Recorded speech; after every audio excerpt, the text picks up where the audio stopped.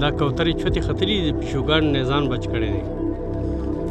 دا پیشو د غلي غلي کېږي